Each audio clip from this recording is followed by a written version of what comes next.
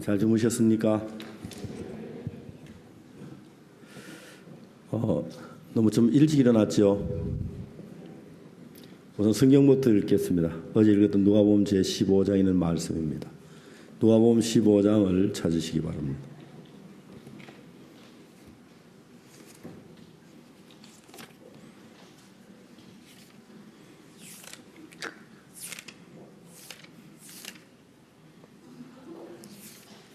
또 15장 11절 말씀부터 제가 읽습니다.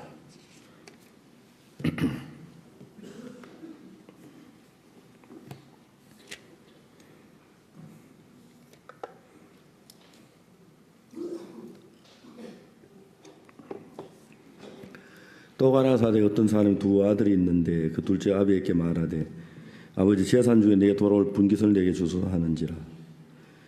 아비가 그 살림을 각각 나누어 줬더니 그거 며칠이 못되어 아들이 재물을 다 모아 먼 날에 가 그 서랑방탕에 재산을 허비하더니 다 없이 한 후 그날에 크게 흉년이 들어 저가 비로소 궁핍한지라. 가서 그 나라 백성 중 하나에게 부채 사내 그가 저를 들러 보내 돼지를 치게 하였는데 제가 돼지 먹는 지엽 열매로 배를 채우고자 주는 자가 없는지라. 이에 스스로 돌이켜 가로되 내 아버지께는 양식 풍족한 품꾼이 얼마나 많은고 난 여기서 줄여 죽는구나. 내가 일어나 아버지께 가서 이르기를 아버지 내가 하늘과 아버지께서 예를 얻었사오니 지금부터 아버지의 아들의 일컬음을 감당치 못하겠나이다. 나를 품꾼의 하나로 보소서 하리라 하고 일어나서 아버지께로 돌아가니라.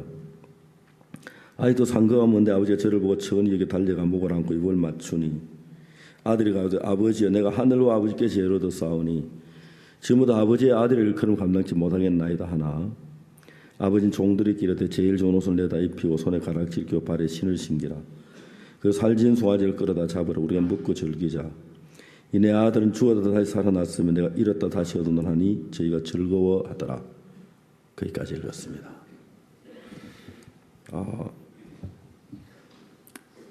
이른 아침부터 이렇게 훈련한다고 여러분 딱 앉혀놓으니까 좀 미안하기도 하고 그렇습니다. 하품하는 분들도 몇 분들 있는데 사실 우리 교육을 일주일 교육인데 2박 3일로 다 때우려고 하니까 여러분도 힘들고 저도 힘듭니다.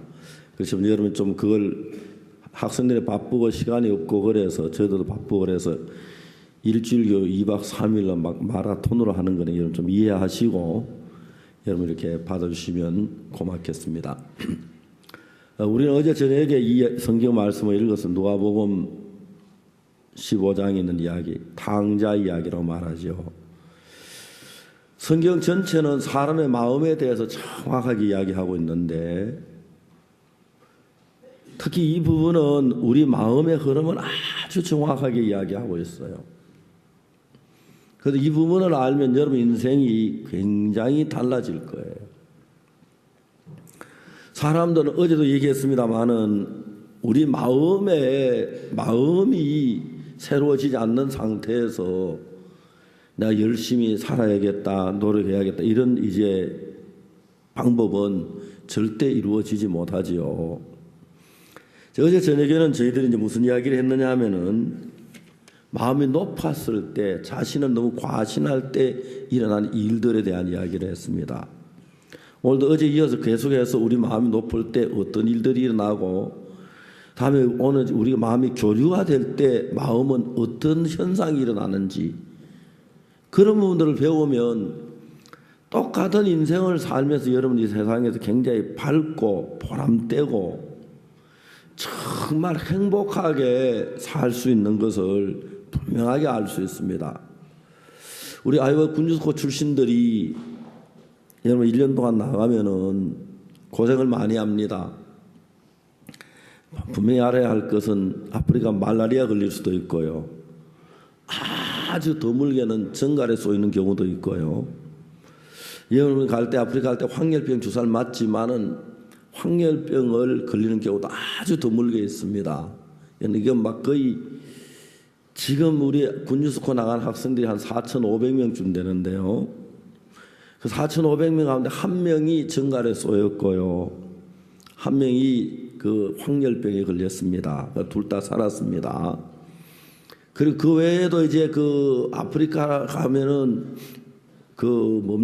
위험한 일들이 참 많은데, 저들은 여러분들이 절대 안전한 곳에만 이렇게 있게 한다고 하지만 말라리아 같은 거는 아마 걸릴 수 있는 가능성이 거의 있습니다. 그렇기 때문에 말라리아 예방 주사도 안 되고, 그러니까 이런 말라리아는 이제 그 현지에 가면 현지 선교사님은 말라리아 전문가가 다 됐습니다. 그분들은 적어도 말라리아 여러 번 걸려본 사람들이기 때문에 딱 보면 정세 알고 약 먹으면 금방 말라리아는 치료할 수 있습니다. 말라리아 같은 건 여러분들 이렇게 감기 정서로 시작을 하는데요.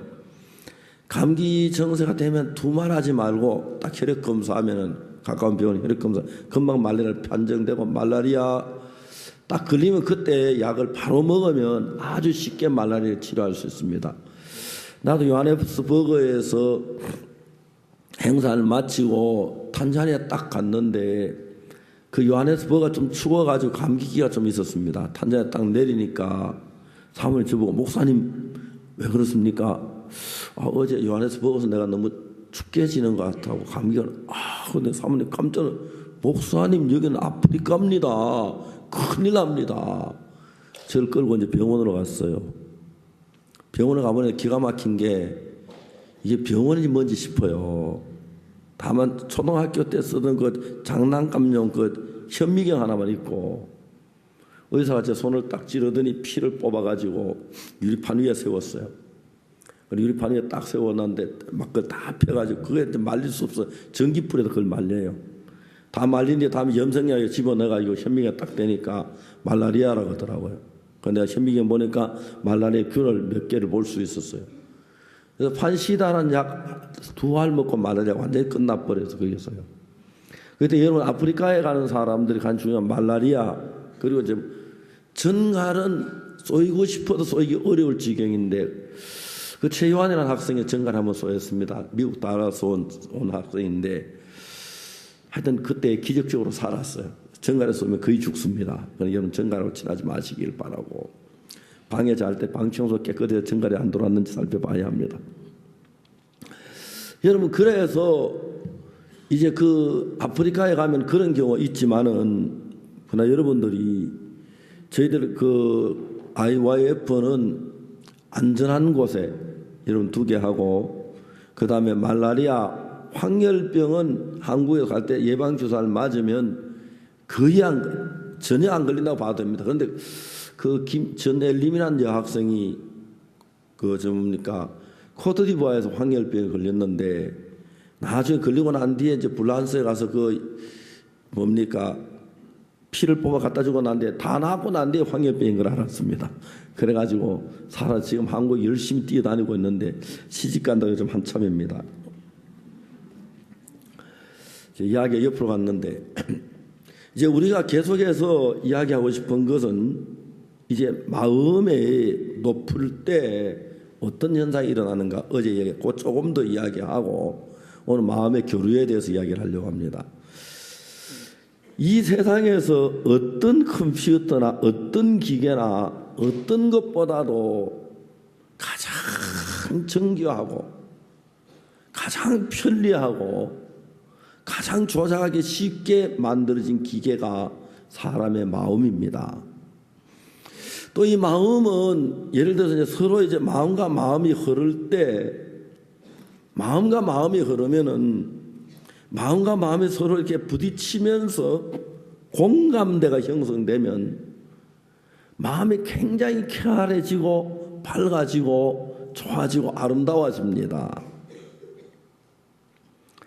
그래서 여러분, 공감대가 형성되면은 그 막 마음이 통하는 사람이라고 말하죠, 우리는 보통요. 그래서 이제 마음의 공감대가 형성되기 위해서는 어떤 일을 해야 하냐면 마음을 열고 서로 마음이 부딪혀야 돼요.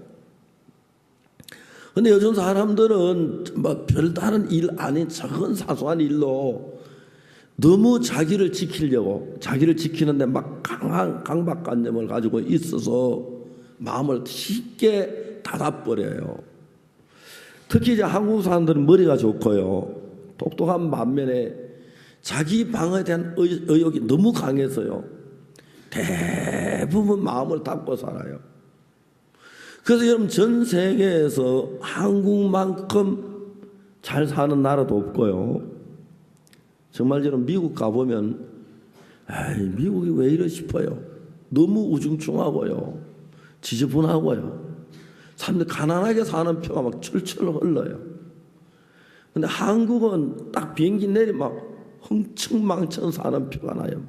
옷을 입는 것도 그렇고 뭐든지 그렇고 전기 쓰는 것도 흥청망쳐서 물도 흥청망쳐 쓰고 막 하여튼 기름도 막 갖다 떼 제끼고 막 그렇게 해요. 근데 이제 이 한국 사람들이 그런 일, 머리가 좋으니까 마음에 딱 맞고 난 뒤에 교류가 안 되면서, 한국 사람이 이제 잘 살고 그러니까 마음에 교류가 안 되면서 굉장히 각박해졌어요. 아마 이제 외국에 갔다가 한 20년이나 15년 있다가 온 사람 깜짝 놀래요. 옛날에 한국이 아니랬는데 왜 한국이, 그리고 한국 사람도 똑똑하니까 서로 말 붙이기가 겁이 나요. 그래서 KTX 타고 서울에서 부산까지 가면 옆에 사람이 이렇게 말 한마디 안 하고 하는 나라가 한국밖에 없대요. 세계 어느 그런 나라가 없대요. 그 굉장히 고립된 가운데 살고, 어제 아침에 제가 신문을 봤는데 어떤 세 자녀를 둔 어머니가 죽은 지 5년이 돼서 발견됐어요. 어느 절 곁에 조그마한 방을 하나 얻어가지고 거기다가 세간살이 몇 개 놔두고 하루 종일 절에서 와서 사는 거예요. 하루에 1,000원 주고 밥을 사 먹는데, 절에서요. 하루에 1,000원 주고 밥을 사 먹고 난 뒤에 절에서 하루 종일 봉사하고 밤에 와서 자는데, 이 할머니 죽은 지 5년 만에 발견이 됐어요. 아무 가족도 연락이 안 되고 그랬어요.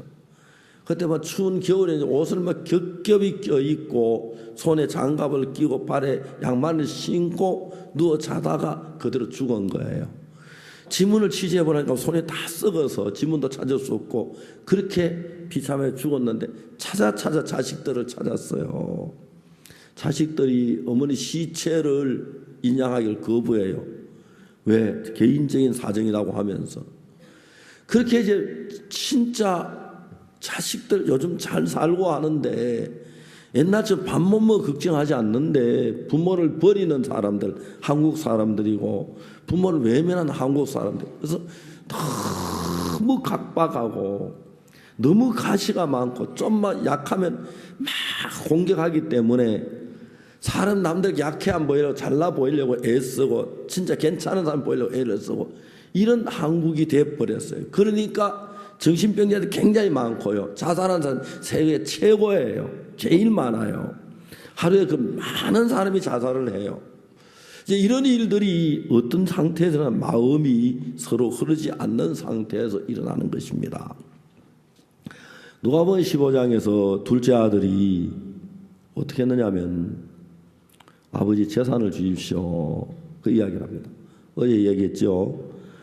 형도 가만히 있는데 자기가 아버지보다 잘났고 형도보다 더 똑똑하다 그런 마음이 들어서 나는 사업을 하면 잘할 수 있다고 하는 그런 마음들이 일어나는 것입니다.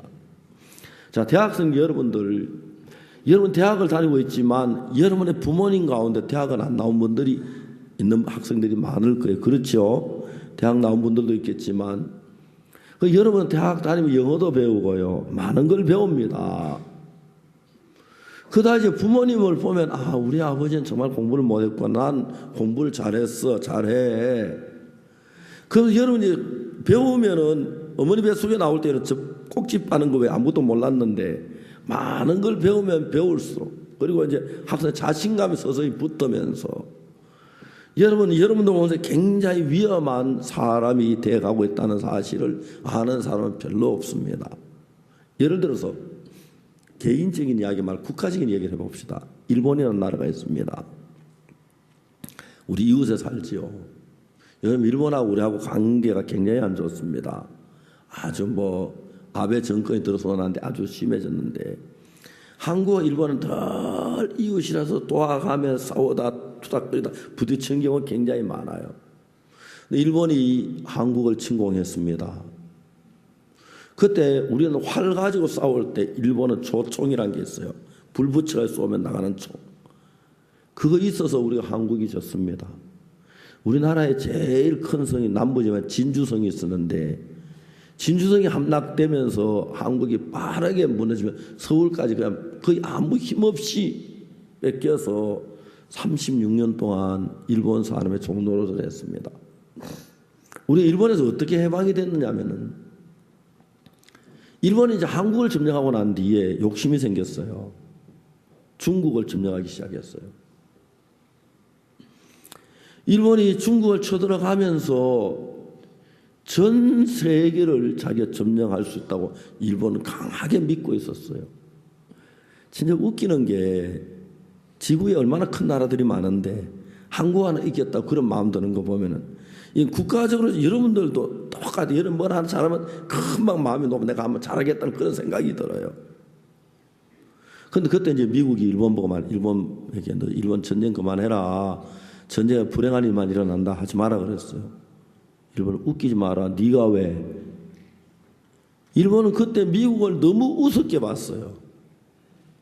저것들이 뭘 안다고. 일본하고 미국과 전쟁하면 일본 당장 미국도 이길 그런 생각을 가지고 있었어요. 그래서 미국이 일본에게 제재를 가했는데 일본의 고철 수술을 중단했어요. 여러분 아시는 전쟁을 하다 보면은 굉장히 많은 쇠가 필요하죠. 대포도 만들어 총도 만들어 가는데 일본은 쇠가 나지 않으니까 전장을 미국에서 고철을 수입해서 전쟁 무기를 만들었어요.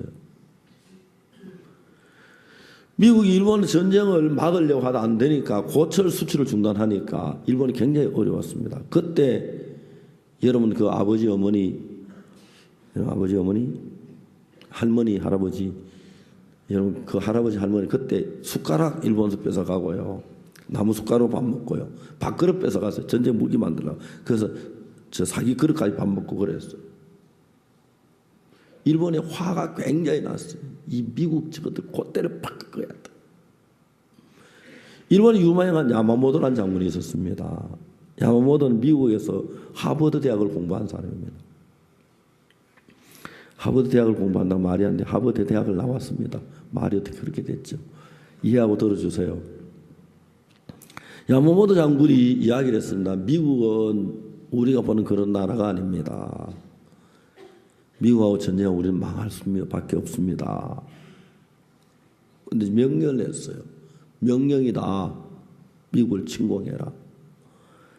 야마모토가 항공모함을 이끌고 미국으로 하와이 근교로 갔습니다. 그날 아침 미국에서 본토에서 하와이로 비행기 편대가 오는 걸 정보를 입수해가지고 항공모함에서 비행기를 띄워가지고 미국에서 하와이로 가는 비행기를 다 격추시켜 버렸어요.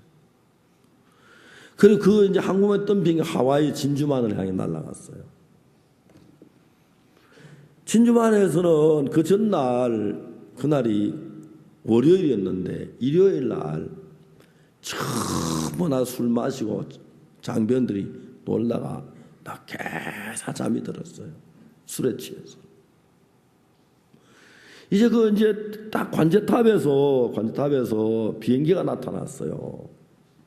야, 비행기 편대가 떴다. 그러니까 이 보고를 받은 사령관이 걱정하지 마라. 지금 미국에서 비행기가 지금 온다고 보고 왔다. 일본 비행기는 미국 비행기를 그냥 뒀어요. 그래서 이 일본 폭격기들이 그 진주만 폭격이라는 게 있는데 진주만은 박살을 내버렸어요. 특히 그 유명한 아리조나하고 항공모함을 그대로 수장시켜버려요. 일본은 이야 이제 우리 미국이 이겼다 그랬어요. 미국이 뿔이 굉장히 많이 났죠. 항공모함을 이끌고 일본 근교로 갔어요. 1945년 8월 6일 항공모함 비행기 세대가 떴어요. B-29 아시죠 여러분? 비행기에 그 B자 붙은 건 전폭기예요. F자 부르면 전투기고 그리고 C 하면 수송기고요.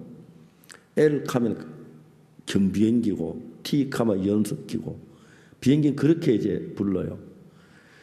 지금 이제 미국이 최근에 만든 비행기가 B-51인데 전폭기 그거 한 대가 하면은 대한민국 전부를 쑥대밭 만들 수 있어요. 그런데 전폭기는 전투를 못합니다. 그래서 전폭기가 뜰 때 항상 전투기의 호위를 받으면서 가서 폭탄을 투하하는 일을 하는데, B-29 전폭기 세 대가 항공에 떠올라가지고 한 대는 도쿄, 한 대는 히로시마, 나가사키 갔어요. 그날 아침에 본부에서 도쿄 비행기를 불렀어요. 도쿄 비행기 불러가지고 도쿄 하늘에 구름이 얼마냐 물었어요.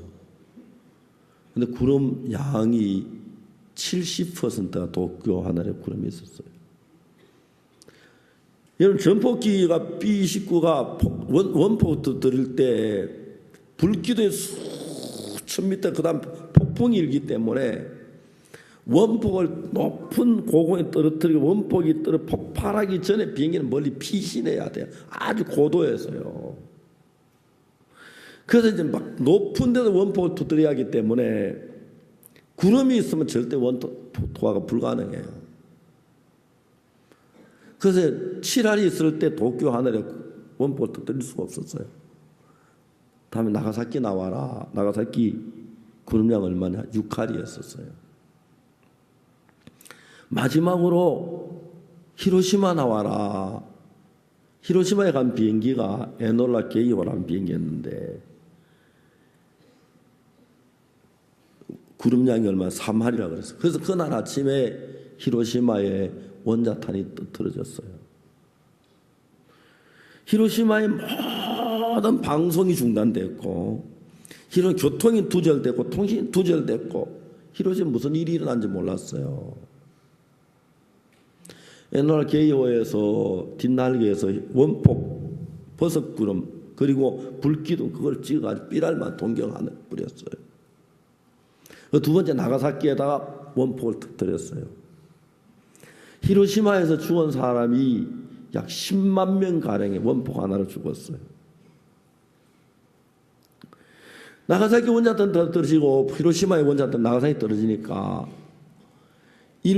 전 일본이 벌벌 떨었어요. 막 소문이 오사카에 또 원자탄 떨어뜨린다 진다라, 또 도쿄 떨어진다, 그래 막 벌벌 떨고 질줄 몰라가지고 천황이 무릎을 꿇고 무조건 항복을 선언한 거예요. 그게 1945년 8월 15일이었고 우리가 거기서 그 덕분에 우리가 일본에서 해방을 받을 수가 있었습니다. 우리가 생각하면 너무 무서운 것이 일본이 한국 하나 점령했다고. 한국은 정말 조그만 나라였고 그때 아주 거의 미개한 나라였는데 한국 하나 점령했다거나 전 세계를 장악할 수 있는 그런 욕망을 일본 사람이 가진 거예요. 그러면서 그 비참한 일을 다 했는데 이런 전쟁사를 보면은 독일도 그렇고 파라과이도 그렇고 전쟁사를 보면 한 막 전쟁 좀 이기면 금방 마음에 치솟아 버려요. 여러분의 마음도 심장 박동기를 재야 돼. 마음을 재는 기가 딱 재 보면은 여러분 공부를 잘해 1등을 한번 했다. 여러분 똑똑해서 뭐 어떤 상을 한번 받았다. 그러면 여러분이 금방 높아지는데 1등한 만큼의 높아지니까 1등한 것보다 훨씬 더 마음이 높아지고, 이런 마음이 높아지면 문제가 뭐냐면 내가 한 100점쯤 되는 사람인데 150점쯤 된다고 생각하면 괜찮은데 내가 100점쯤 된 사람인데 내가 10,000점쯤 된다, 뭐 1000점이 된다, 그래 생각하면 이 사람하고 대화하기가 굉장히 어려워요. 뭐든 지멋대로 하려고 하고 남 무시하고 그러기 때문에 이제 그런 것들이 한국 사람 사이에 마음의 교류를 전부 막아놨어요. 자, 우리가 이제 여러분들은 젊은 학생들이니까 이런 세계를 알고 이런 마음을 좀 열고 이런 세계로 여러분 어떤 직장에 들어갔을 때 처음에 여러분 시들하게 보였는지 모르지만 여러분으로 말미암아 직장이 화목해지고 여러분 직장의 분위기가 달라지고 직장이 따뜻해지고요. 반대로 마음을 닫은 사람이 들어갔을 때 직장이 막 삭막해지고 따지고 뭐 조그마한 흠보 막 그러고 그러기 때문에 직장 사람들이 전체 피곤해져요. 여러분 결혼해서 여러분 부부같이 살 때 여러분 잘났다고 생각하면 여학생이 잘났다고 생각해 결혼 남편을 굉장히 고통스럽게 하고 가정을 전부 어렵게 만들고, 남자가 내가 참 똑똑하고 잘났다고 생각해 남을 무시하게 되면 내가 남보다 낫다, 내가 진짜 저 여자는 못 배웠어, 진짜 교양머리 없어, 그런 마음이 들면 온 가정 아이들 전부 다 어렵게 만들어요. 그렇기 때문에 여러분, 이 마음의 세계를 알면 좀 잘나지 않아도, 좀 똑똑하지 않아도, 그 좀 가난해도 훨씬 행복하게 사는 거예요. 두 번째로 마음을 닫는 이제 이유는 피해의식에서 마음을 닫는 사람들이 많은데, 우리가 IY 월드 캠프 하는데 미국에 마이애미에서 여학생 하나가 왔어요. 좀 뚱뚱하게 생긴 여학생인데 심리학을 전공하는 여학생, 크리스티나라는 여학생이었어요. 우리가 그 캠프, 처음에는 캠프는 거의 마지막 시험인데 3일 앞두고 담당 교사가 저한테 찾아왔어요. 목사님, 우리 반에 크리스티나라는 여학생이 있는데 미국에서 왔는데 얘는 마음을 탁 닫고 절대 섞이자 혼자 고립돼 있어요. 무슨 이야기라도 대화가 안 돼요. 그래서 마지막 3일 앞두고 제가 크리스티나라는 학생을 만났어요. 담임 선생님과 같이. 담임 교사가 크리스티나야, 티나야, 너 왜 마음이 바위처럼 굳니? 마음을 좀 열만 한데. 얘가 담임 교사한테 뭐라고 하냐면, 선생님, 내 마음이 바위 같은데 이 수시로 찌르면 바위가 구멍이 나요. 그냥 내버려 두세요. 난 이렇게 있을게요. 내가 크리스티나야, 마음을 열고 닫는 건 네 자신이 이렇게 달려있어. 근데 네가 왜 마음을 닫게 되는지 나 좀 알고 싶다. 너 왜 무슨 일로 마음을 닫게 됐니? 한번 이야기를 해봐. 그 여학생이 잠깐 손짓하다가 주저하더니 마음에 이야기를 하기 시작했어. 마이애미 어떤 교회를 다니고 있었어요. 그 교회가 100여 명쯤 나오는 교회인데 자기보다 4살 많은 청년 한 살이었는데 아주 인물도 잘생겼고 똑똑하고, 그 청년은 그 교회에서 가장 성실하고 진실하고 대접받고 모든 칭찬하는 사람이기 때문에 자기는 그냥 뭐 그런 청년 존경같이 잘 따랐어요. 어느 날 이 청년에게 욕을 당한 거예요. 이 크리스티나라는 여학생이 자기 정조를 잃어버리고 너무 괴로워서 울고 울었어요. 그런데 목사님한테 가서 그 이야기를 했어요. 목사님 그 청년을 불러서 너 왜 그렇게 했냐 하고 물었어요. 그 청년이 말하기를, 목사님 아니에요. 제가 매일 내 좋다고 따라다니다 귀찮아 죽겠어요. 내가 지를 상대 안 해준다고 지가 일부러 나를 모함하는 거예요. 그 남자가 그렇게 이야기를 했어요. 뻔뻔스럽게. 문제는 목사님의 태도였는데, 목사님이 크리스티나야, 너 그러면 못 써. 너 왜 그러냐. 오히려 크리스티나 책망한 거예요. 이 학생이 너무 상처를 받았어요. 울고 너무 분했어요. 그러면서 그 후회한 게 뭐냐면, 내가 너무 바보였어. 내가 너무 마음을 열었었어. 내가 사람의 마음을 열지 말아야 하는데 마음을 열어서 그래. 난 그 남자 진짜 나쁜 놈인데 난 그걸 모르고 그냥 믿고 마음을 다 열고 내가 돼서 그래. 그때부터 이 크리스티나는 어느 누구에게도 마음을 열지 않았어요. IYF 월드 캠프 오려면 그 당시 미국에서 아니면 적어도 지금 좀 비싸지만 비행기 값 한 1,000불에 1,500불 들어야 하고 월드캠프 회비가 300불이고 적어도 학생으로 큰 돈이었는데 부모가 얘를 위해서 보냈는데 아이와이프 프로그램이 재미가 있기 때문에 같이 휩쓸리면 굉장히 좋고 유익한데 마음을 닫고 다 혼자 있는 거예요. 물론 아이와이프 월드캠프 가서 마음 닫을 수 있지만 이제 그 문제가 아니라 세상이 다 마음을 닫으면 그 여학생은 멀지 않아 바로 고립되고요. 고립되면서 점점 대화가 삭막해지면서 굉장히 나쁜 마음으로 마음이 흘러갈 수 있어요. 제가 이야기를 크리스티나야 내가 네 사정 이해는 가.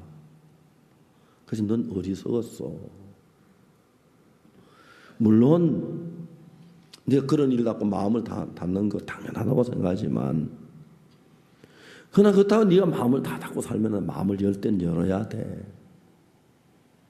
예를 들어 이야기해보자. 만일 홍수가 나서 너 집이 다 떠내려가고 너 여동생이 물에 빠져 죽었다고 생각을 해봐. 너 물을 원수 여기겠지. 사실이야. 물이 너무 무섭고 물이 싫을 거야. 그렇다고 너 물 안 마실 수 있어? 너 샤워 안 할 수 있어? 그건 정말 너 세수 안 할 수 있느냐 말이야. 물이 그래도 필요할 때 물을 쓸 땐 써야 돼. 마찬가지야. 불이 나서 집이 다 불타고 네가 가장 아끼는 바이올린이 불탔다고 하자. 너 불을 가장 미워하고 싫어하겠지. 그렇죠. 요리할 때 불이 필요하고 추운 겨울에 씹을 때 불이 있어야 돼. 크리스티나야, 너 마음을 열 때는 열어야 돼. 네가 마음을 닫아놓고 살면 네 마음이 병들기 시작해. 고립되고 네 혼자 세계 속에 살면 이제 잘못된 생각 속에 딱 빠졌을 때 주위의 친구들이 참 좋은 건 물론 나쁜 친구들도 있겠지만 여러분 혼자 고립된 가운데도 어떤 정도로 마음이 막 이끌려가도 그게 제가 어떻게 이끌려가는지 그걸 모르는 사람들이 참 많아요. 그때 옆에 사람들 대화를 하고 마음을 같이 나누면은 내가 좀 삐뚤 데 가도 금방 알 수 그게 참 좋은 거예요. 저는 교도소에서 재수를 많이 가르쳤는데 전주교도소에서 제가 자기 남편하고 아이를 칼로 찔러 죽인 여자를 만났어요. 그 여자가 이제 자기가 어떻게 자기 아이하고 딸하고 남편을 칼로 찔러 죽인 그 이야기를 2시간 동안 울며 이야기했어요. 이 부인이 자기 딸과 남편을 찔러 죽이고 난 뒤에 교도소 들어왔는데 자기 그 마음에 그걸 좀 털어놓을 데가 없었다가 내가 이제 마음의 얘기를 하면서 이 부인이 마음을 쭉 열고 이야기하기 시작했어요. 결혼의 첫째 아기를 낳았어요. 딸을 낳았어요. 잘 살지 못하지만 신혼 초에 뭐 어렵게 그래도 부부가 행복하게 살았어요. 두 번째 또 딸을 낳았어요. 두 번째 딸을 낳고 병원에 퇴원해가지고 집에 와 있었는데 자기 좀 도와줄 사람이 없었어요. 그래서 혼자서 음식 해먹고 침대에 누워 있었어요. 애기 옆에 눕혀놓고. 갑자기 무섭다는 생각이 팍 솟구쳤어요. 무서워. 남편에게 전화를 했어요. 여보, 나 너무 무서워. 빨리 와요. 당신이 뭐 무섭긴 뭐가 무서워. 우리 사는 집이었는데 애기 낳고 마음이 약해서 그래. 괜찮아. 남편 퇴근해서 여보 나 너무 무서워. 남편은 그 여자의 마음을 모르죠. 마음의 세계를 모르는 사람이니까. 뭐가 무서워. 우리 살던 집인데 괜찮아. 무서워하지 마. 무서워하지 말라고 무서워 안 지는 거 아니잖아요. 여보, 내일 아침 출근 안 하면 안 돼? 괜찮아. 출근해야 돼. 남편이 아내를 두고 출근을 했어요. 막 무서운 마음이 엄습에 들어오는데 견딜 수가 없었어요. 너무 무서워 집에 있을 수가 없어서 아기를 포대기상에 안고 집 밖으로 나왔어요. 택시를 잡았어요.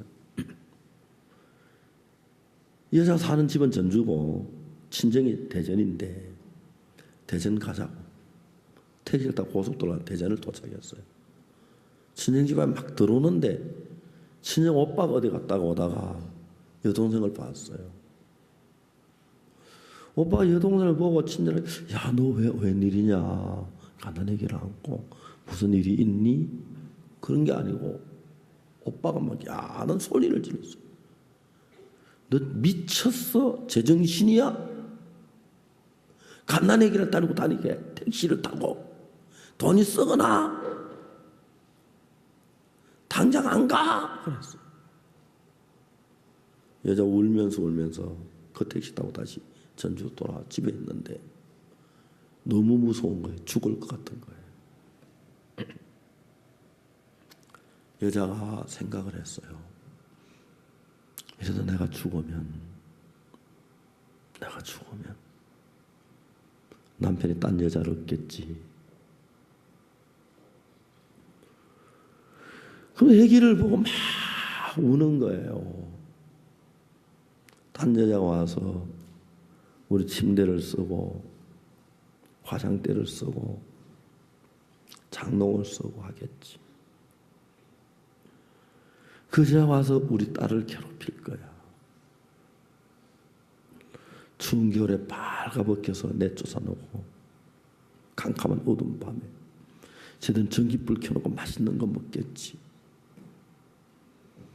생각은 너무 비참한 거예요. 여자가.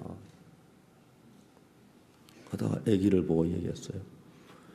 너 그렇게 사는 것보다 차라리 죽는 게 나아. 그래 고생할 바에 차라리 죽는 게 나아. 그 다음에 뭐라고 말하냐면 그래 내가 죽기 전에 너부터 죽여주고 죽을게. 그게 좋아. 자기가 죽은 것도 아니고 자기 남편 딴 여자 얻은 것도 아니고 그 여자 자기 딸 괴롭힌 게 아닌데 마음 안에서 이런 생각들 속에 이끌려 다니는 사람들이 지구에 너무 많아요. 특히 서울에요. 이 중에도 그런 사람 어떤 생각 속에 계속 끌려다니는 이 여자는 생각 속에 끌려다니는 거예요. 그 다음 무슨 생각이냐면 그 놈도 죽여야 돼. 누구? 남편. 딴 여자 얻어가지고 둘이 좋다고 하면서 우리 딸 괴롭히를 그 놈 죽여야 돼. 그 남편을 죽이고 딸을 죽이러 안 먹어서 그리고 자기 죽기로 칼을 들고 남편 퇴근 시간에 문 밖에 벌벌 떨며 기다리다가 남편이 그냥 뭐 음식 싸들고 아니 여보가 문 열어 들어오는데 그대로 배를 찔러 남편 그냥 죽였어요. 딸도 죽이고 자기도 죽으려고 막 얼굴에 칼을 찌고 칼을 휘두르 팔이 하나 끊어지고 울면서 2시간 동안 그런 얘기를 해요. 그게 이제 교류가 되고 마음이 흘러서 같이 이야기하면 그런 생각 안 끌려가는데 혼자 생각 속에 살 때 아주 무서운 생각 속으로 깊이 빠져들어가면서 쉽게 자서 그런 일들 사고를 치는 사람 굉장히 많아요. 참 불쌍했어요. 저는 그분이 저 울산 사는데 지금은 이제 재혼을 해서 남편하고 어렵지만 잘 살고 있어요. 마음의 교류라는 게 진짜 필요한 거예요. 크리티나라는 여학생이 그날 제 이야기를 들으면서 그럼 목사님 그럼 내 질문해도 돼요? 그래 왜 이야기 돼? 왜 목사님 성경 펴놓고 이야기해요? 그거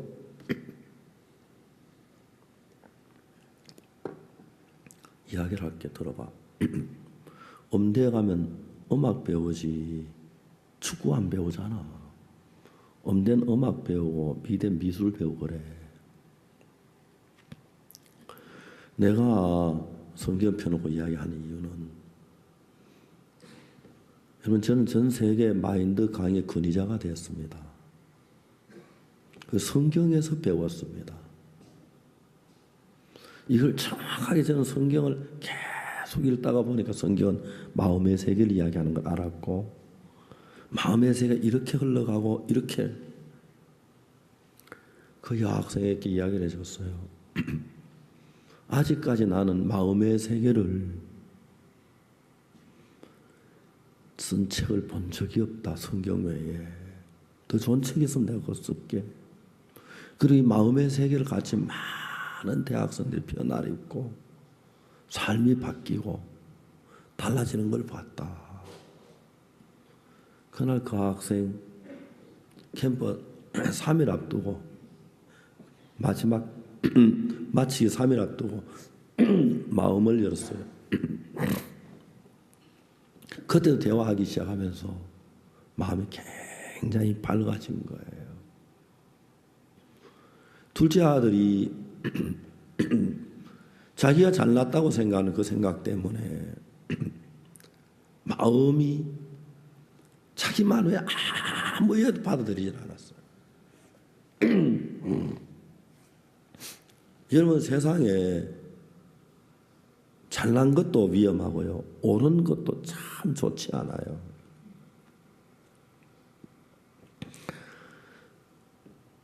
사람들이 다툴 때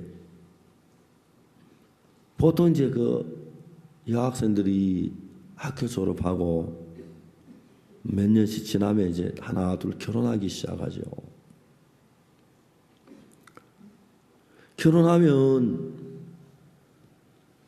이제 여학생들 같이 만나면, 동기들이 만나면 애기 업고 오는 아이들 있고, 뭐 또 다음에 결혼한 아이들 있고, 아직 결혼하는 학생들 있고, 그러면은 이야기가 나와요. 결혼한 학생들이, 결혼한 그 며느리가 시어머니와 관계가 굉장히 안 좋은 거예요. 그 얘기 안 하다가 어찌다 시어머니 이야기 나오면 막 폭발하듯이 막 시어머니에 대한 원망, 불평, 그런 것들이 막 쏟아져 나와요. 근데 그런 이야기를 들으면서 결혼 안 한 여학생들은 생각을 해요. 쟤들은 왜 시어머니를 저렇게 미워하지? 남편을 낳아서 길러준 사람인데 남편 좋으면 시어머니 좋아야 하는 거 아니야? 저 시어머니 미워하면 남편이 얼마나 불편하겠어? 난 결혼하면 시어머니 잘해야지. 다 그렇게 생각을 해요. 근데 이제 시어머니 같이 살면 어떤 게 있느냐 하면은, 시어머니가 분명히 잘못했고 자기가 옳다는 생각이 들면요, 그 생각 들기 전까지는 시어머니 위해서 잘할 수 있어요. 시어머니 저거 틀렸는데 저거 옳다 고집하네. 그때부터 시어머니 그 마음에서 이야기하면은 이제 여자들이 뭐 김치를 담거나 뭐 밥을 하거나 해도 하는 방법이 다 다르니까, 자기 스타일이 있으니까. 시어머니 방법보다 내 방법이 더 좋다고 생각하면 시어머니 따라도 마음으로 안 따라줘요. 시어머니 얘기하는 게 하는데 마음으로 안 따라지는데요. 사람들이 며느리가 나를 마음으로 따르는 거다, 마음으로 안 따르면 건성으로 얘기하는 금방 알아요. 그때부터 며느리가 시어머니 불편하게 여기는 거예요. 이제 며느리 나가 뭐 마음으로 난 그거 따랐는데 무슨 소리야 그러지요.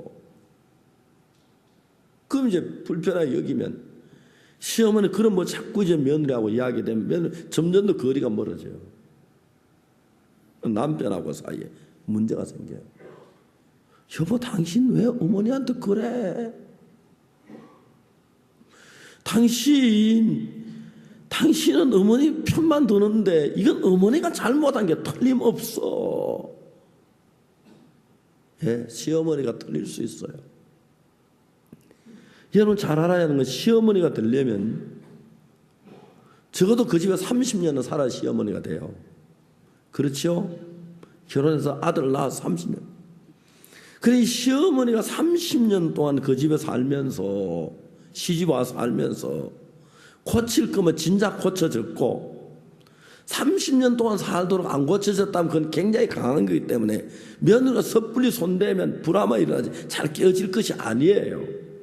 근데 며느리는 옳은 것만 주장하고 막 부딪히면 그래서 시어머니하고 며느리 사이에 굉장히 문제가 많이 일어나요.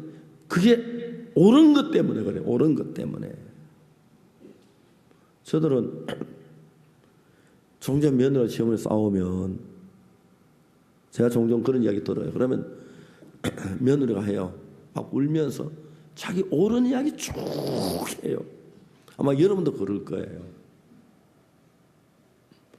저는 그럼 항상 하는 얘기가 야가 그 옳은 것 좀 내버리라 그래요.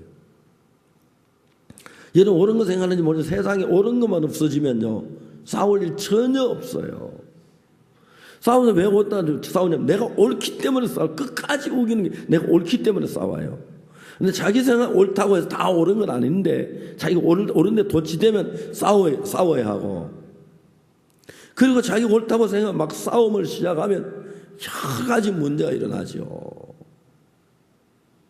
저는 성경 읽으면서 자기가 옳다고 생각하고 자기가 잘났다고 생각하고 자기가 바르다고 생각하는 그것이 이러한 문제들 성경에 아주 정확하게 이야기하고 있습니다. 그래서 시어머니하고 며느리 마음의 교류가 끊어지는 거예요.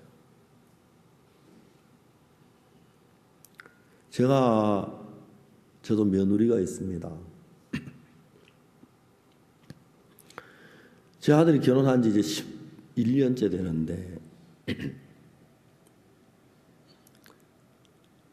제가 한 번은 제가 며느리 보고 그랬어요. 야, 너는 결혼한 지 10년이 넘었는데 보통 시어머니하고 며느리하고 보면 좀 얼굴 붉히거나 좀 이렇게 의견이 안 맞을 때 있는데 넌 내가 10년이 지나도록 봐. 너 한 번도 시어머니하고 그런 적 안 보고 사이 있게 좋게 지나고 내가 참 네가 고맙게 생각한다 그러니까 며느리가 아니요 우리 어머님이 너무 좋게 해주셨어요. 야 내가 너 시어머니 아는데 너 시어머니 딱 좋은 사람 아니야. 그러니까 아니에요. 제 며느리는 브라질에서 자랐어요. 브라질에서 이제 한번 우리 아이 와이프 시작되고 바로 결혼을 했어요. 제 아들하고. 그 이제 캠프를 보온 송리사에서 한번 한 적이 송리사인데 그건 호텔에서 했는데 얘가 이제 아침에 내가 딱 나갔는데 저하고 복도에 얼굴이 딱 마주쳤는데 며느리가 딱 얼굴을 돌리고 지나가는 거예요. 제가 이제 우리 집 사람을 불렀어요. 당신은 며느리 어떻게 교육을 시켜서 옛날에 며느리가 시아버지 앞에 아침에 와서 큰절하고 하는데 그런 건 안 따나 얼굴로 피해가더라 그랬어요. 우리 사람이 며느리를 불렀어요. 너 왜 그랬냐? 얘가 이제 한국 이런 풍속을 잘 모르니까 IYF에 와가지고 많은 사람이 있는데 박옥수 목사님 며느리라고 나타내는 건 좀 실례될 것 같아. 일부러 그랬다는 걸 웃었죠. 그래 그날 제 며느리 우중을 들었어요. 그 다음부터 마지막 아버님 안녕하세요. 아버님.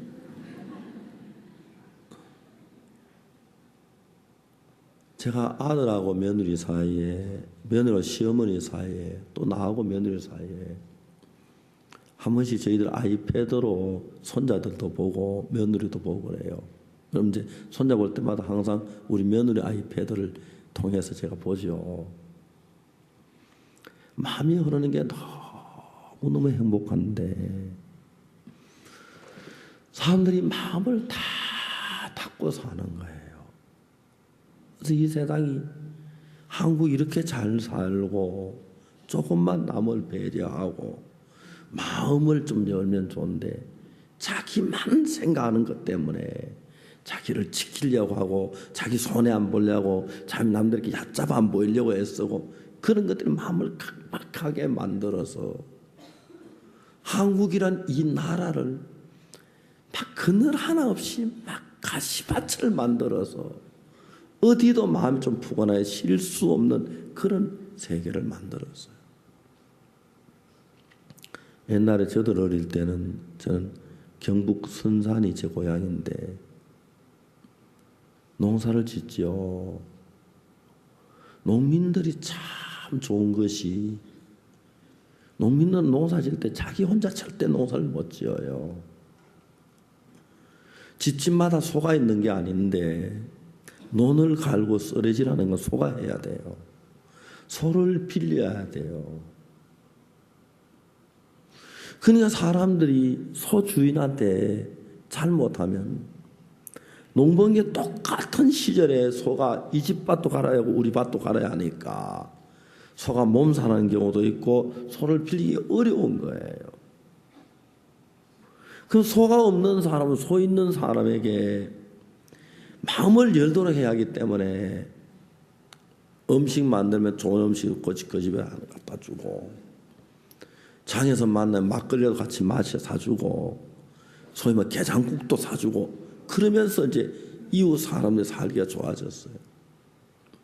소가 있다고 해서 자기 혼자 농사 못 내게 할 때는 남의 품을 빌려야 하니까 이웃이 참 친하기 때문에 싫어도 같이 해야 하고 저들 어릴 때는 연필이 모자라 공책이 모자라 늘 그런 시대였으니까 연필 조그마한 이런 걸 깍지 끼워가지고 기다랗게 쓰고 그렇게 했는데 야 지우개 좀 빌려줘. 야 연필 하나만 빌려줘. 흔히 우리 어릴 땐 그렇게 했었어요. 지금은 우리가 잘 사니까 연필 한 다섯 사다 놓고 쓰잖아요. 그 한 다섯 몇 푼대요 연필요. 지우개 그거 가지고 그러지 않아요. 그러니까 내가 남에게 고개 숙여야 할 필요가 없고 남과 마음을 같이 해야 할 필요가 없는 거예요. 지네한테 인사 안 하면 나 지한테 하면 지가 득볼 거 없고 그럼 다 마음을 닫고 살아요. 마음을 닫고 살다 고립돼서 내가 잘나면 나만 잘난 줄 아는 거예요. 마음에 흘러보면서 야, 저 아이는 나에게 같이 이런 마음을 가졌구나. 참 고맙구나. 이제 그러면서 우리가 마음이 흘러야 하는데 마음에는 다 마음이 병들어 버려요. 고립이 되죠. 고립이 되면 위험한 게 뭐냐면은 자기 마음을 끌고 간 어떤 힘에 끌리는데 그걸 벗어나지 못해요. 저희들 교회 한 5년 전에 이러냐면 죄송한데 이만큼 뚱뚱한 젊은 부인이 우리 교회에 나왔어요. 제가 남의 부인을 앉지 못했지만 안으면 이 정도 될 거예요. 의자에 앉으면 반은 의자 밖에 있어요. 몸이.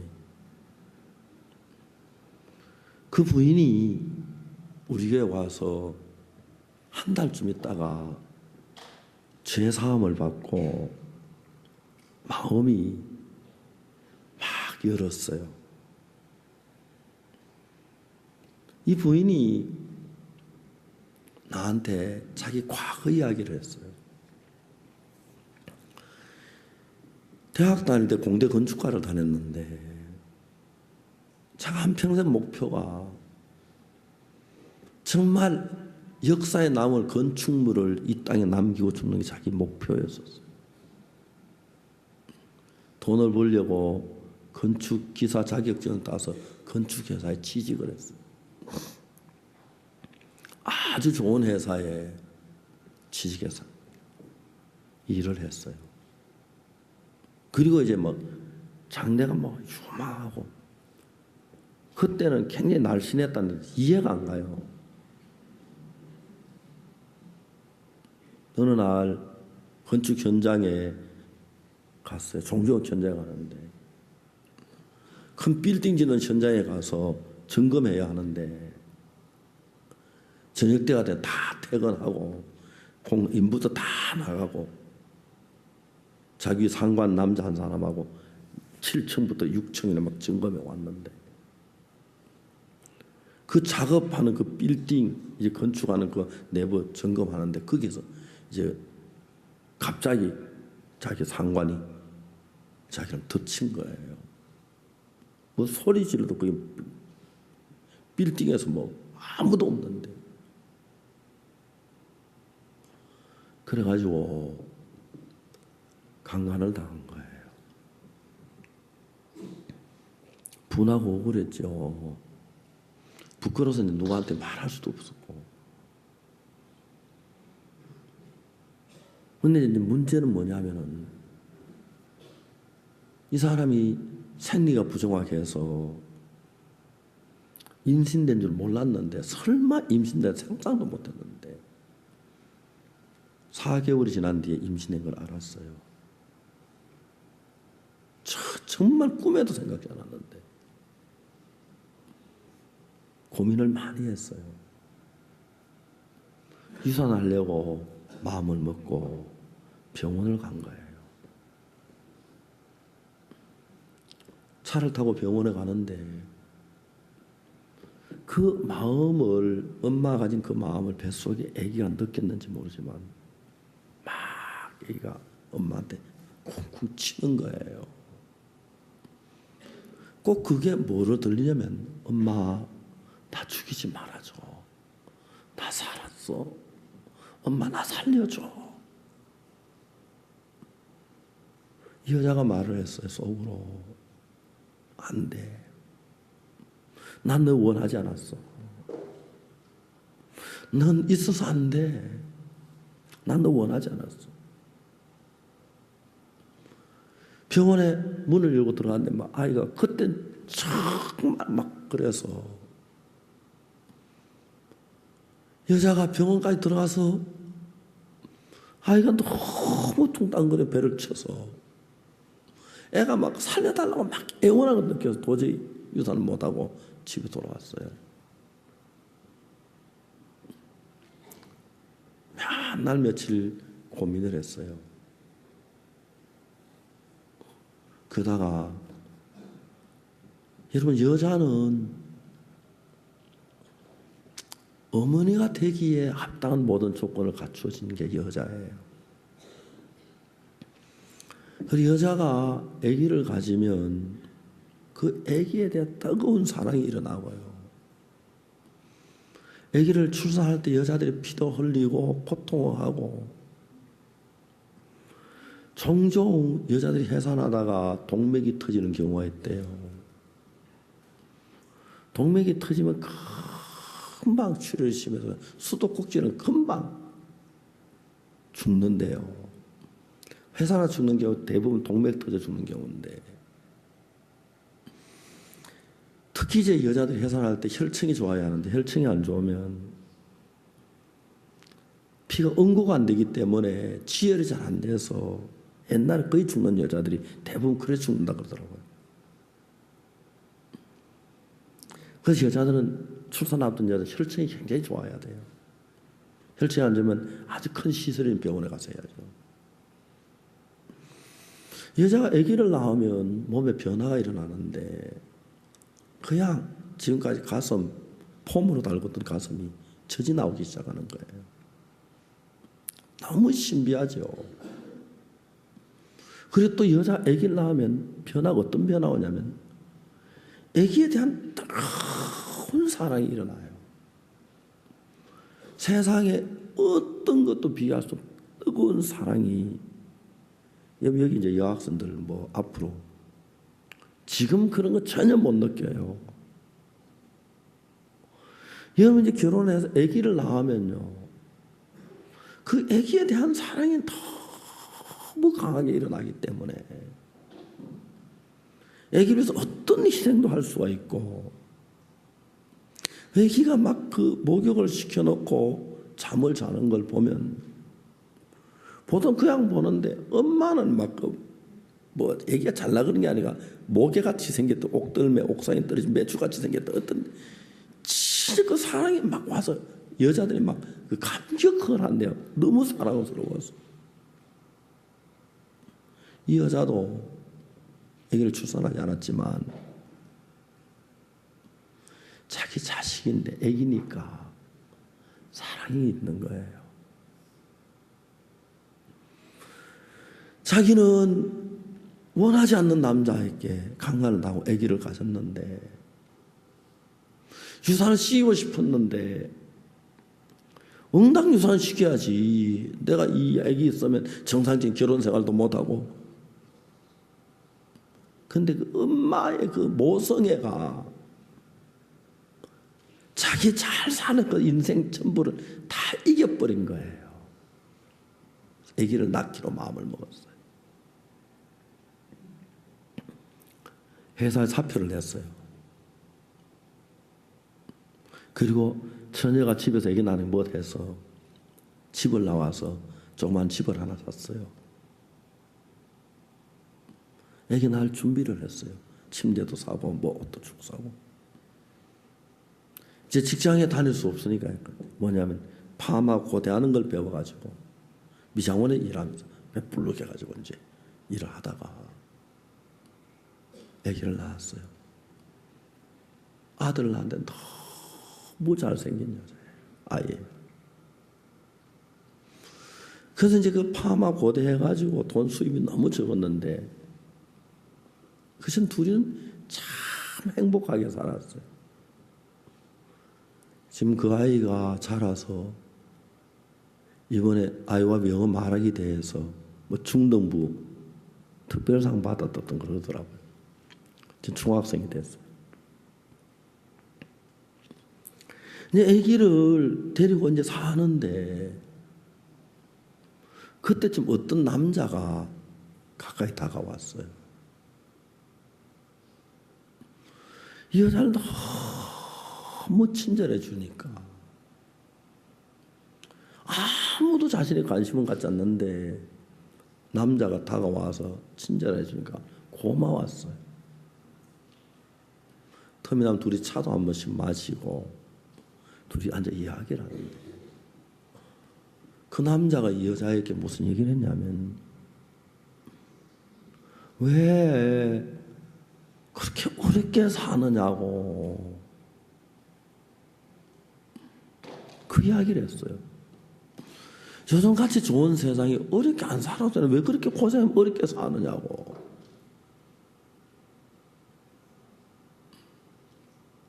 여자가 자기를 위해서는 그 말이 너무 뜨겁게 고마웠어요. 그 남자가 점점 가까워졌어요. 오늘 그 남자가 이야기를 했어요. 내가 돈으로 도와주진 못하지만 어렵게 사는 너무 안타까워서 하는데 내 말 좀 들으라고. 어떻게 하면 되냐고.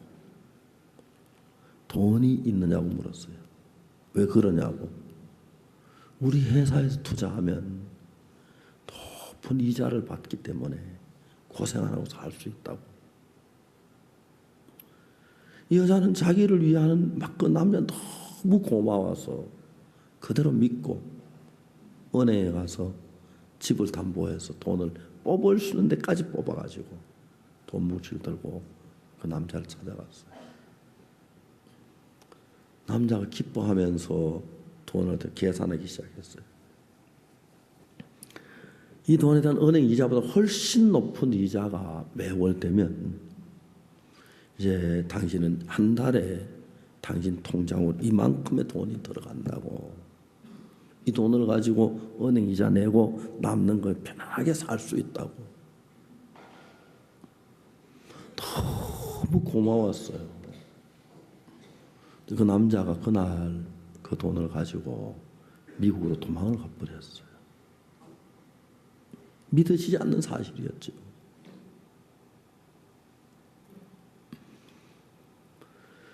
주변에서 그 남자가 미국 도망갔다 그래도 아닐 거야. 그 사람은 그렇지 않아.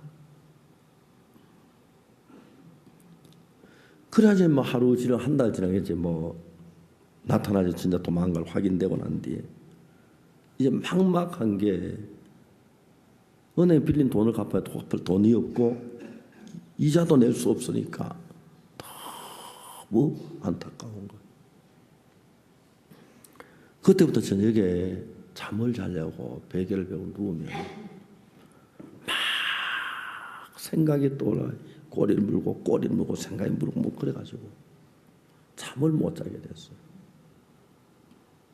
하루에 잘라고 8번은 치도 한 10분 잠깐 잔 것도 깨버리고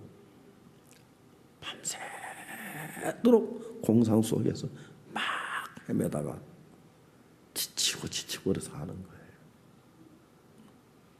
근데 어느 날 몸이 이상해 체중을 재보니까 60kg가 나가더래요. 엄마 내가 60kg나 됐어. 왜 이렇게 뚱뚱해졌지? 잠을 안 자면 살이 찐다고 하더라고요. 잠을 못 자요. 60kg가 70kg, 80kg, 90kg, 100kg, 110kg. 그거를 자기가 봐도 자기 아닌 거예요. 괴물인 거예요. 이제 더 불안한 게 뭐냐면 자기가 한때까지 너무 자신만만하고 똑똑하고 잘났었는데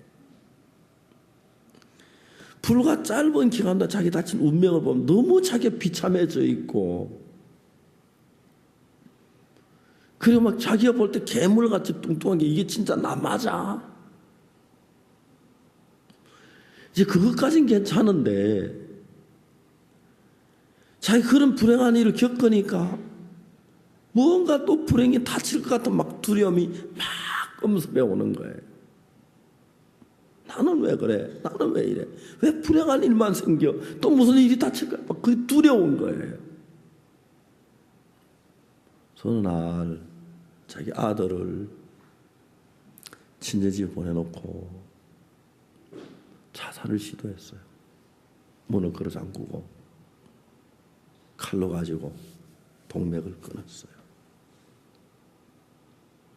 그리고 피투성이 되고 흘러면서 집 안에 죽어가고 있었어요. 친정아버지가 생전에 안 오는데 그날 왔었어요. 분명히 신발이 있는데 문을 뚫어서 문이 안에 잠겨 있으니까 창문을 뛰어넘어 들어가 보니까 딸이 피를 흘려 죽어가고 있는 거예요. 친정아버지가 가서 119를 불러서 울면서 그 딸을 살렸어요. 근데 불행한 것은 동맥을 끊으면서 신경까지 끊어가지고 왼손이 쓸 수가 없는 거예요. 이제 펌하나 고대를 못해요. 그래서 백화점에서 가서 빈 박스 치우는 일을 하고 한 달에 50만 원씩 그렇게 받아가지고 어렵게 살고 있었어요.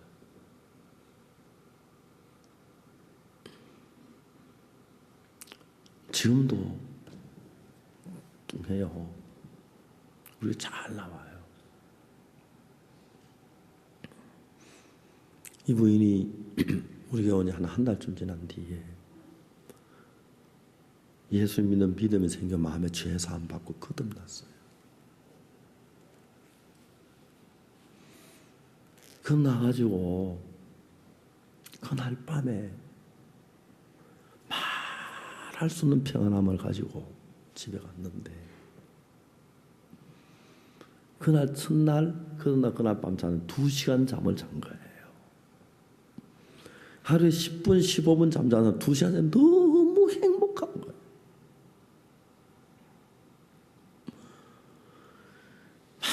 지금 목사님 제가 어젯밤 2시간 잤어요. 그러더니 그 다음에 3시간, 4시간, 5시간, 6시간 요즘 하루에 7시간을 잔대요. 너무너무 행복해. 한 달 이후에 체중을 재보니까 10kg가 줄었대요. 이런 얘기 들으면 본인이 스스로 만지면 내가 볼 땐 10kg 줘도 전혀 준표 안 나는데.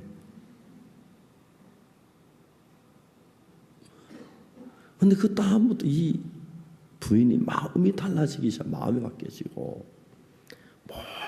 모든 걸 긍정적으로 너무 감사하면서. 그래 얼마 전에 저한테 이제 하루에 잠 7시간 자면 너무 행복하고 체중이 이제 빠지니까 너무 감사하고 그렇다고 뭐 계속 빠지는 그때 한 10kg 빠졌는데 지금은 그 똑같아 보여요. 미안해서 뭐 체중 얼마나 되냐 물어보기 힘들고 그렇죠. 한 번은 제가 부인회를 마치고 나오는데 이 자매가 막 울면서 목사님 자기가 돈이 한 100몇십만이 생겼대요. 그걸 가지고 이제 은행에 빚을 갚으러 갔대요. 담당 직원이 그 돈을 받아 깜짝 놀라는 거예요.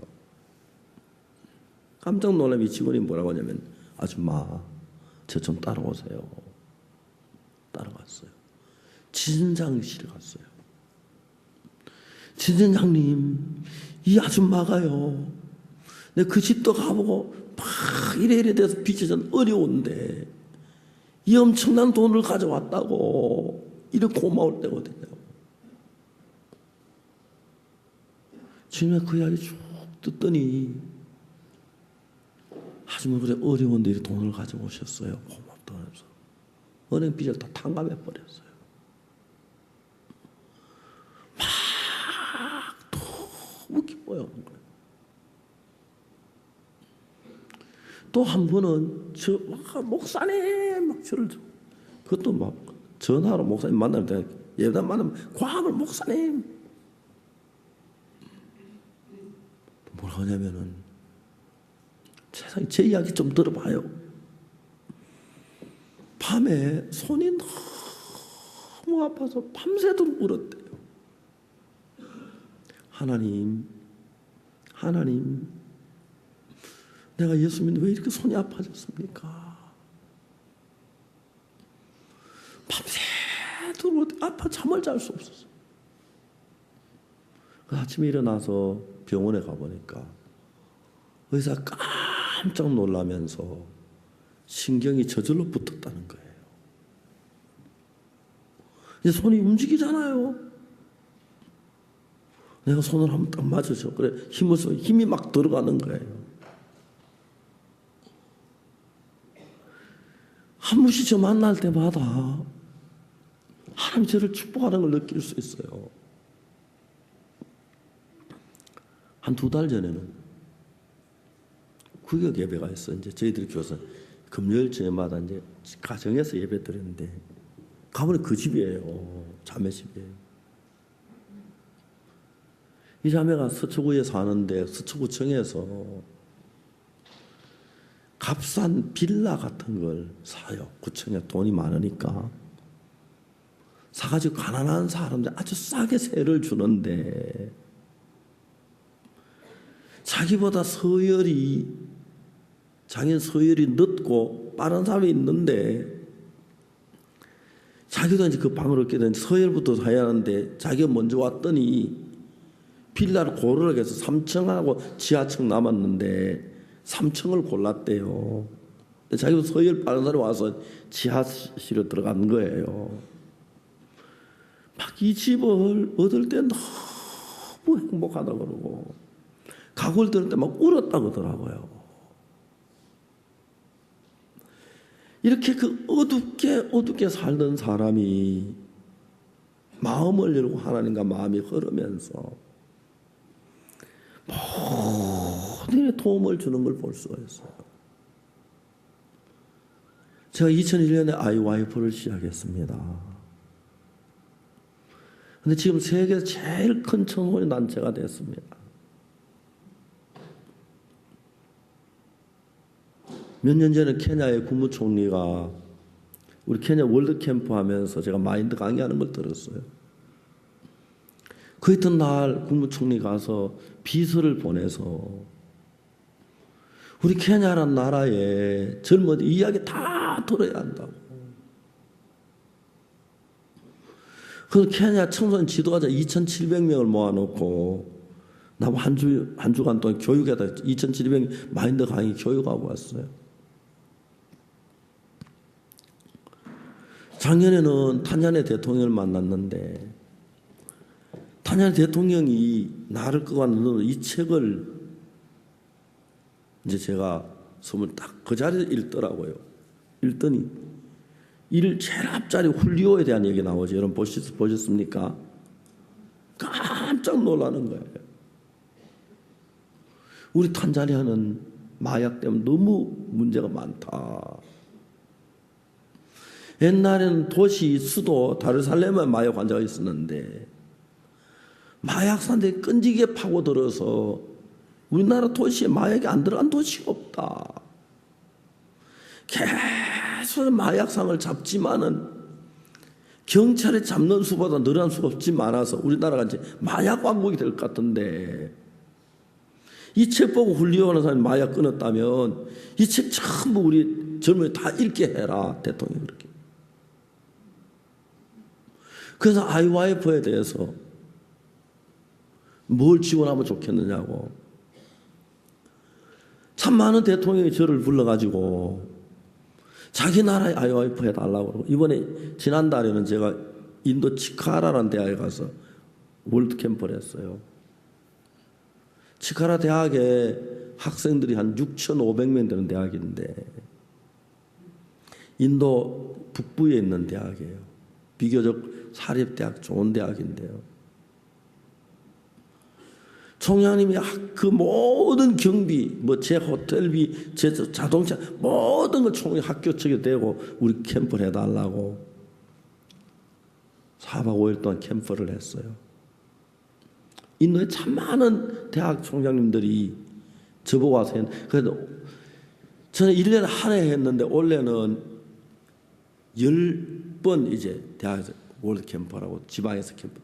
지금 대학 각 총장님들이 나를 보고 자기 대학에 와서 이런 거 해달라고.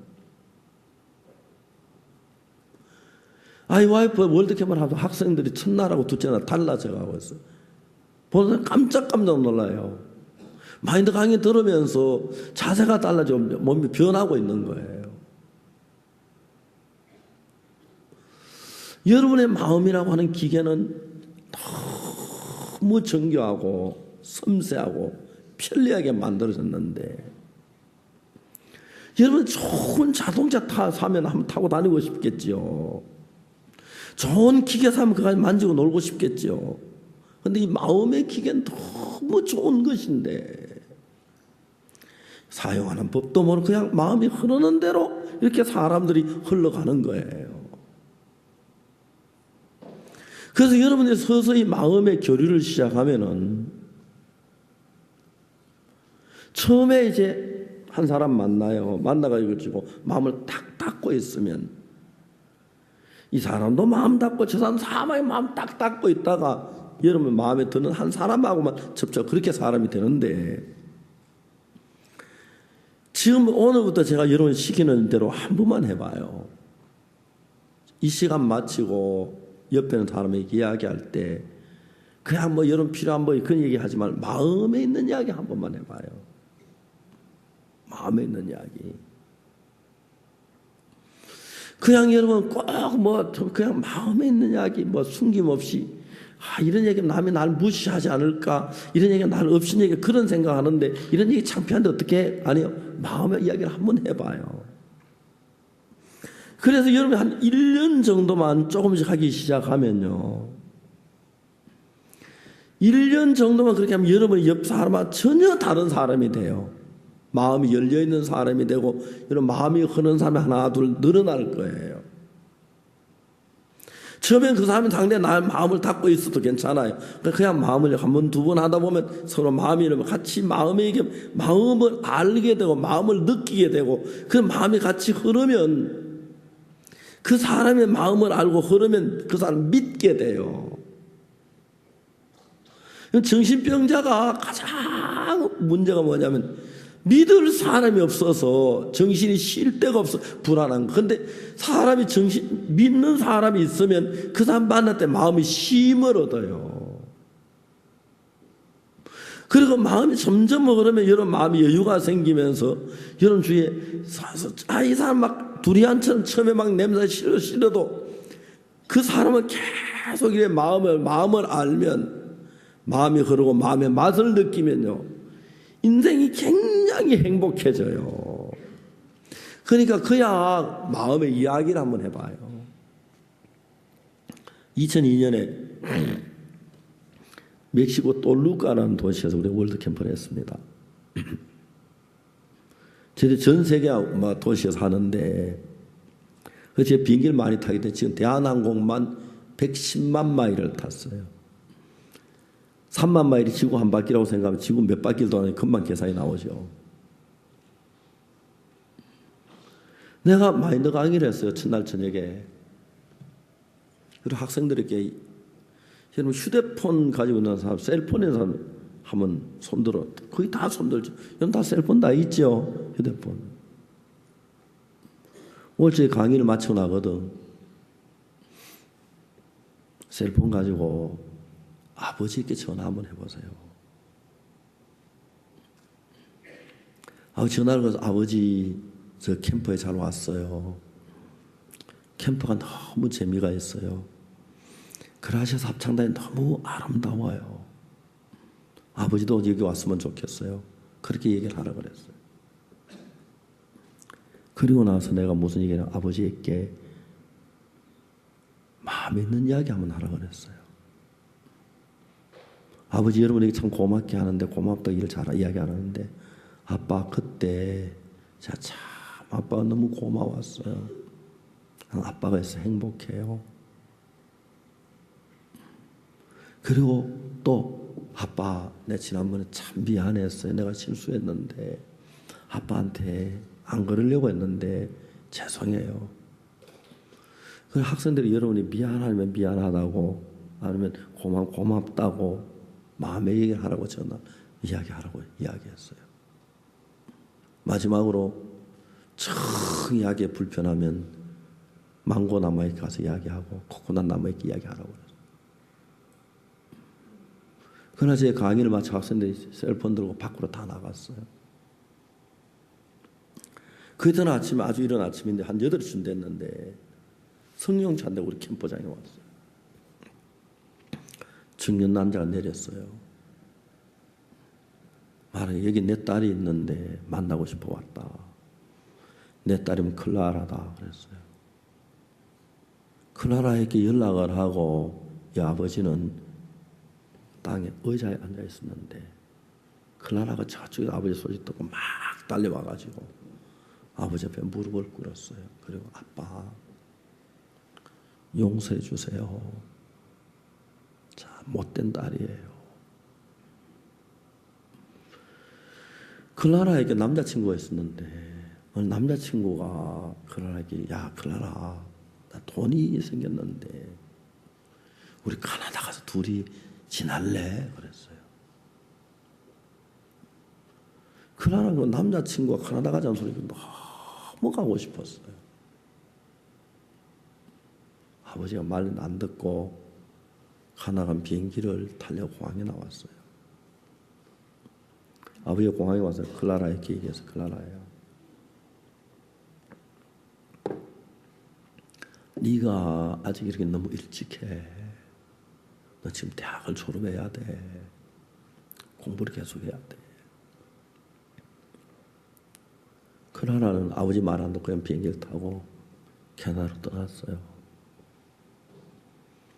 그때 떠나서 막 카나다가 막 행복할 줄 알았는데 둘이 사니까 매일 부딪히는 것이고 돈도 금방 바닥에 나니까 둘 다 막 싸우고 지쳤어요. 클라라가 멕시코로 돌아온 거예요. 공항에서 아버지를 만났는데 아버지 공항에 마중을 나왔는데 아버지가 너무 미안했어요. 아버지한테. 그래 어떻게 아버지 대학 가다 그냥 얼굴 탁 돌리고 아버지 안 보고 그냥 단차 타고 집으로 왔어요. 그날부터 이제 아버지하고 얼굴을 대면하진 않았어요. 한 집에 살면서. 아버지가 출근할 때까지 침대에 누워서 자고 있다가 아버지 출근하면 일어나 밥 먹고 그랬어요. 근데 이 학생이 그날 밤에 월드캠프 와서 아버지께 전화를 한 거예요. 아빠, 월드캠프가 너무 좋아요. 아빠도 왔으면 좋겠어요. 음악이 참 아름다워요. 그리고 이제 잠시 머무다 이 얘기를 했어요. 아빠, 전 아빠의 못된 딸이에요. 용서해 주세요. 아버지가 딸이 그 얘기 듣고 밤에 잠을 자지 못했어요. 아침 날이 밝자마자 바로 딸을 만나러 캠퍼장에 온 거예요. 딸이 아빠 앞에 무릎을 꿇고 아빠 잘못했어요. 용서해 주세요. 아버지 일어나 딸을 끌어안았어요. 아버지도 울고 딸도 울고 주변에 있던 학생은 다 울었어요. 적은 것인데 아버지는 딸을 사랑하기 때문에 마음이 흐를 수 있는데 몇 달 동안 마음을 닫고 불편하게 지난 거예요. 내가 이런 얘기에 마음이 얘기해 남이 나를 무시하는지 몰라. 내 자존심 상하는지 몰라.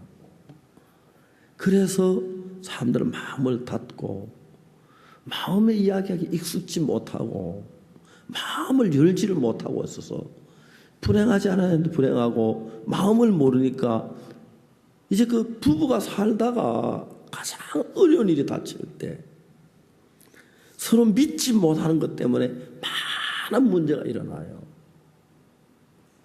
아내가 결혼해 남편과 살면서 좀 어린이 때 막 거짓말 한 번씩 할 수 있고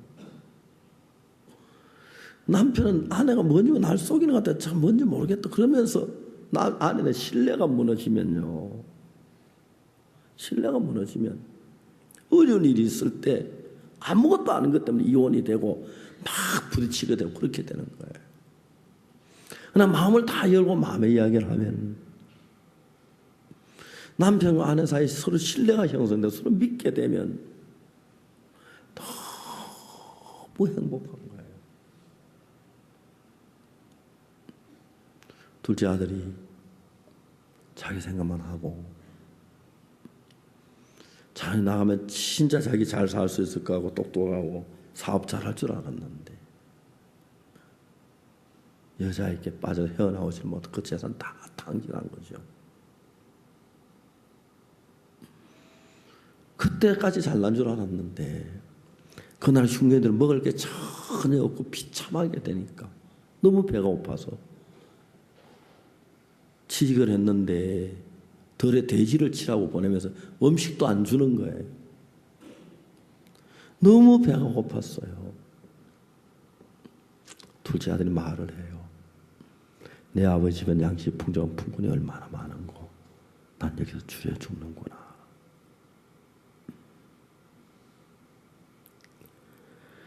둘째 아들이 아버지 집에 가고 싶은 마음이 일어났어요.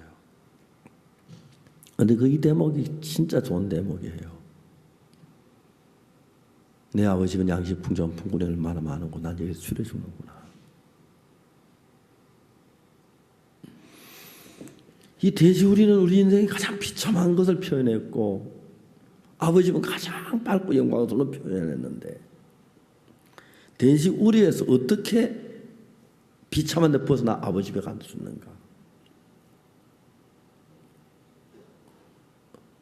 다음 시간에 계속해서 이야기하겠지만 둘째는 마음이 먼저 아버지 집을 갔어요.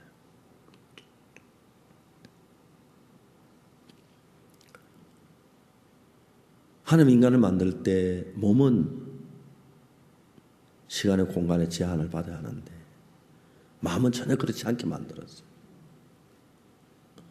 몸은 감옥에 있어도 몸은 비참한 데 있어도 마음은 거기서 벗어날 수가 있는 거예요. 둘째는 몸은 돼지우리에서 마음은 돼지우리 안에 있을 수 있어요. 이제 여러분 이걸 배워야 돼요. 사람들 불행하면 불행한 데 빠지고 슬픔 슬픈 데 빠지고 절망한 데 빠지는데 사도행 16장에 보면 사도 바울이 빌립보 감옥에 갇혔는데 다른 사람들은 막 다 낙심하고 좌절하고 원망하고 불평하는데 바울과 실라는 하나님의 찬송과 감사 기뻐했어요. 왜? 다른 사람은 몸이 감옥에서 마음도 감옥에 있고 몸이 병들면 마음도 병들어 있고 몸이 암 걸리면 마음도 암에 걸리고 그러니까 좌절 속에 있는데 누가복음 15장에서 이야기하기를 그 진짜 돼지우리 춥고 더럽고 배고프고 진짜 고독하고 외로운 데 있는데 사람들이 마음도 거기 빠져. 성경은 이 둘째 아들이 돼지우리 마음은 아버지 집을 찾아간 거예요. 내 아버지 집에는 양식 풍족한 풍군이 얼마나 많은 거. 여러분 여기 앉아 있어도 교회에서 예배를 드리면 있어도 마음은 도둑놈 속으로 있을 수 있고요.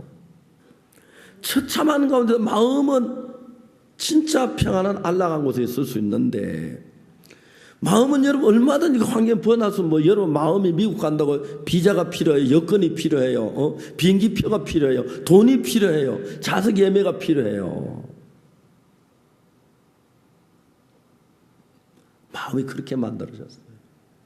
마음을 사용하는 법을 알면 여러분 정말 고통스럽고 절망스럽고 막 배고프고 어려운 환경 속에 빠졌을 때 보통 사람은 그런 마음도 같이 어려움에 빠지고 암에 걸리면 마음이 먼저 죽어버리는데 이 마음의 세계를 배우면 몸이 어두운 데 있고 절망하고 때 비참한 데 마음은 거기서 헤어나서 둘째 아들이 돼지 우리에서 몸은 돼지 우리에 누웠는데 마음은 아버지 집을 찾아간 거예요.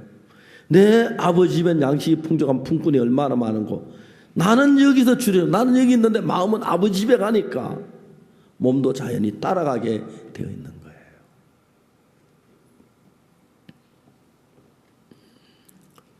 여러분 짧은 시간이지만 정성 있게 들어주셔서 고맙고요. 이번에는 마음의 세계를 알아서 그냥 마음이 흘러가는 데 살지 말고 자동차 그냥 가는 대로 내버려두면 문제가 되지만 장애물 있으면 피해가고 또 어려우면 브레이크 밟고 그렇듯이 이런 마음도 조정하는 법, 훈련하는 법을 배워서 우리 IYF가 지금 군유스코 출신들이 전 세계를 이끌어 나갈 때 이 마음의 세계를 알면 이 세계가 더 밝아지고 행복해지리라고 믿습니다. 그래서 여러분들 정말 좋은 마음을 가지고 이 세상을 갖지 못한 새 마음을 가지고 다음 세상 이끌어 나가는 여러분 되시기를 바라겠습니다. 기도하겠습니다.